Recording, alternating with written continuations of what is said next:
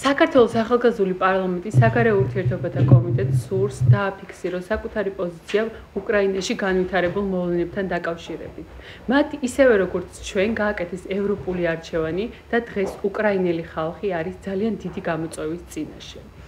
ჩვენ თვალყურს ვადევნებთ უკრაინაში განვითარებულ მოვლენებს და გამომდინარე იქიდან, რომ ძალიან კარგად გვესმის თუ რას ნიშნავს ესეთ დროს თანადგომა, გსურს მხარდაჭერა გამოუცხადოთ უკრაინელ ხალხს, რომლებმაც გააკეთეს ევროპული არჩევანი და ისინი პატივს სცემენ ევროპულ ღირებულებებს, დემოკრატიულ ღირებულებებს.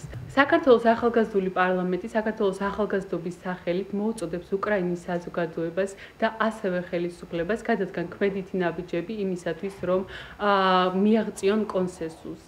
ჩვენ გჯერა, რომ უკრაინელი ხალხი აუცილებლად ჩააბარებს აი ამ დიდ გამოცდას და ჩვენ უკრაინასთან ერთად განვაგრძობთ ევროპულ წინსვლას, რათა შეუერთდეთ ჩვენს ევროპულ დიდ ოჯახს. გუშინ საქართველოს ახალგაზრდულმა პარლამენტმა შეიმუშავა სოლიდარობის ტექსტი უკრაინელი ხალხისადმი და ჩვენ სოლიდარული ვართ უკრაინისადმი, იმიტომ რომ ჩვენ ვართ მოძმეერი, ჩვენ არაერთხელ ისტორიული გამოცდილებიდან გამომდინარე გავართ ერთად და ასევე აღსანიშნავია ის, რომ საქართველოს ახალგაზრდულ პარლამენტსა და უკრაინის ახალგაზრდულ პარლამენტს შორის დადებული არის ხელშეკრულება, თანამშრომლობის მემორანდუმი, რის ფარგლებში ჩვენ აუცილებლად გავაგრძელებთ თანამშრომლობას და ერთ-ერთი მიზეზი ამ სოლიდარობის არის ესეც.